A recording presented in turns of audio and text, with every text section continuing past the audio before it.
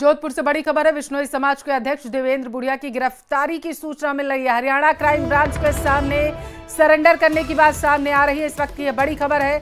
देवेंद्र बुढ़िया की गिरफ्तारी को लेकर के बड़ा अपडेट सामने आया। गिरफ्तारी के बाद हरियाणा लेकर निकली है पुलिस। देवेंद्र बुढ़िया ने फेसबुक पर एक पोस्ट किया। जांच में सहयोग हेतु पुलिस के समक्ष पेश होने की उन्होंने बात लिखी। पोस्ट के बाद ही समाज और अन्य लोगों को इस बारे में जानकारी मिली है।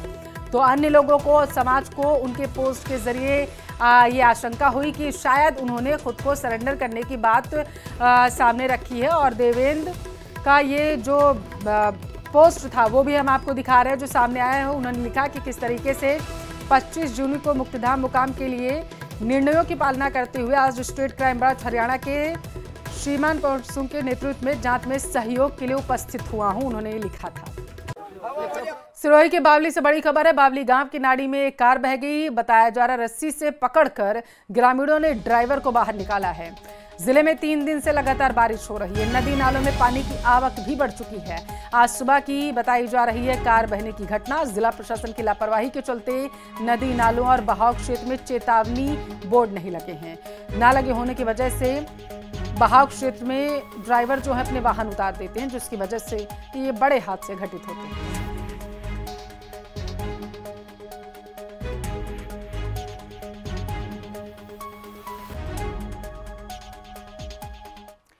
श्रीगंगानगर में किसान आंदोलन को लेकर खबर है। प्रशासन और किसानों में सहमति बन चुकी है। किसान आंदोलन एक बार फिर से स्थगित करने का फैसला लिया गया है।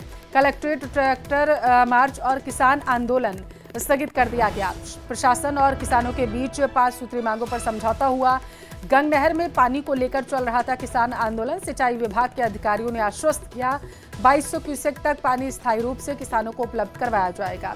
किसानों के धरने पर आज 14वें दिन बात बनी है। विधायक रुपिंदर सिंह कूनर, पूर्व विधायक सोना देवी, किसान नेता कालू थोरी, रामस्वरूप विश्नोई, नहर अध्यक्ष हनुमान पुनिया के साथ कई लोग इस दौरान मौजूद रहे।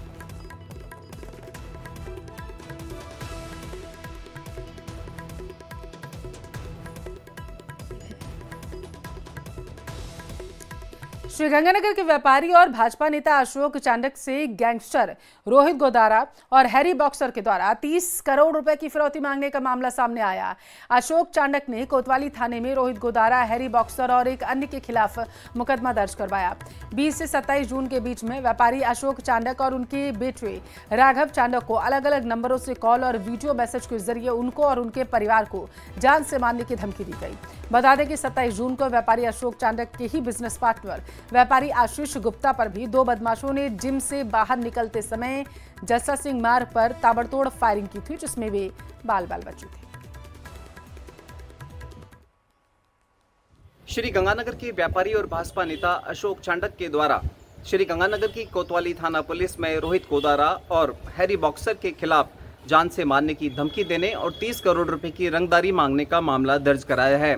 श्री गंगानगर की कोतवाली में दर्ज कराई गई रिपोर्ट के मुताबिक व्यापारी अशोक चांडक और उनके बेटे राघव चांडक को 20 से 27 जून के बीच में अलग अलग नंबरों से वर्चुअल कॉल के जरिए और साथ ही साथ ऑडियो मैसेज के जरिए न केवल उनको और उनके परिवार को जान से मारने के लिए धमकाया गया, बल्कि 30 करोड़ रुपए की रंगदारी भी मांगी गई।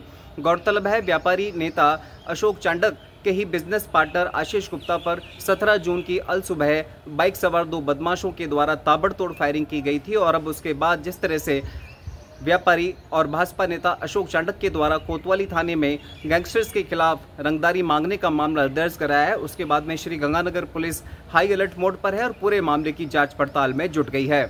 अशोक शर्मा, न्यूज़ 18 श्री गंगानगर।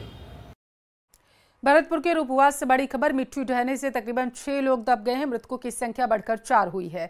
पाइपलाइन डाले जाने के दौरान यह हादसा हुआ है। मौके पर पहुंचा पुलिस प्रशासन, बचाव कार्य जारी है। रूपवास इलाके के गहनौली थाना इलाके के गांव नगला जंगी का ये मामला है। जिला कलेक्टर कमर चौधरी और पुलिस अधीक्षक मृदुल कच्छावा पहुंचे हैं आरबीएम अस्पताल। फिलहाल अस्पताल में मृतक के परिजनों और घायलों से जानकारी जुटा रहे हैं जिला कलेक्टर और पुलिस अधीक्षक। ज्यादातर मृतक उत्तर प्रदेश के निवासी बताए जा रहे हैं। तो हादसे से पहले पूर्व सीएम अशोक गहलोत ने सोशल मीडिया पर पोस्ट कर दुख जताया था। सीएम ने लिखा कि यह बेहद ही दुखद है कि भरतपुर में मिट्टी ढहने की वजह से लोगों की मृत्यु हो रही है, जब अन्य गंभीर रूप से घायल हुए हैं। मैं शोकाकुल परिवारों के प्रति अपनी गहरी संवेदना व्यक्त करता हूँ। प्रभु से प्रार्थना है कि दिवंगत आत्माओं को शांति दे, उनके परिजनों को इस अपार दुख को सहने की शक्ति दे। बताते चले कि आज सुबह ही यह हादसा हुआ था और जानकारी सामने निकल कर आई है। जो घायल हैं उनकी निगरानी जो है डॉक्टर्स कर रहे हैं।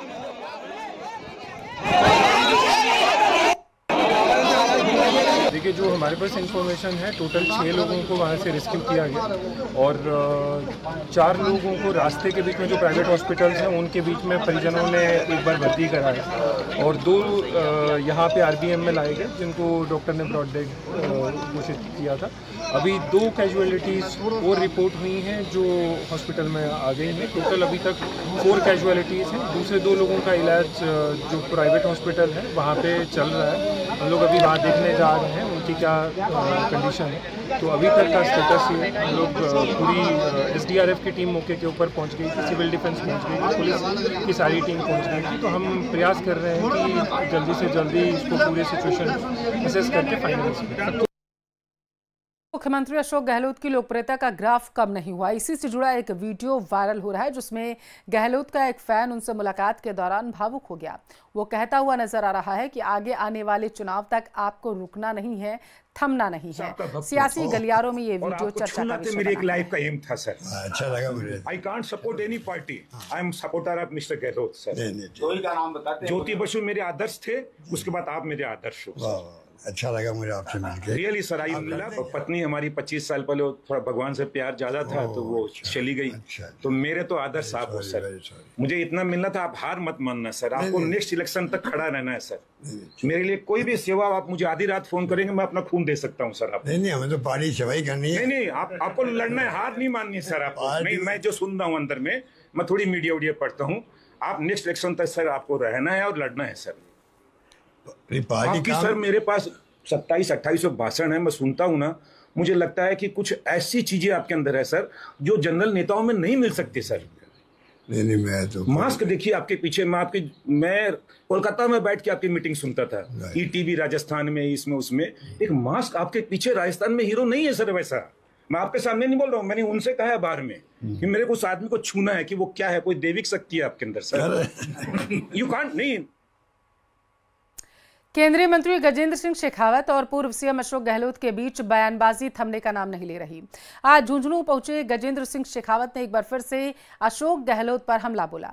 शेखावत ने कहा कि वो मानहानि केस से डरे हुए हैं और इसलिए इस तरह की टिप्पणी कर रहे हैं। जिस कथित संजीवनी घोटाले को लेकर गहलोत उन पर आरोप लगा रहे हैं, उस मामले में कोर्ट न केवल उन्हें दोष मुक्त करार दे चुका है, बल्कि गजेंद्र सिंह शेखावत ने कहा है कि गहलोत राजनीतिक लाभ के लिए उन पर और उनके परिवार पर आक्षेप लगा रहे हैं।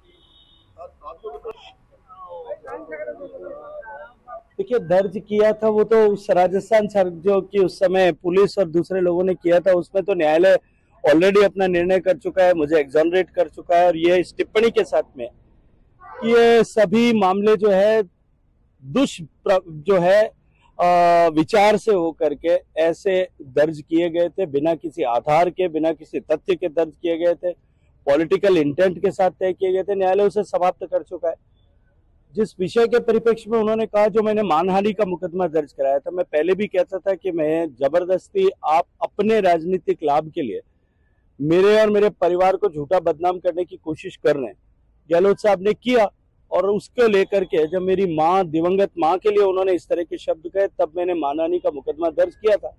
अभी 15 पेशी में गए हैं, तब शायद कुछ उनको डर लग रहा होगा आने वाले समय को लेकर के, तब उन्होंने इस तरह की टिप्पणी की।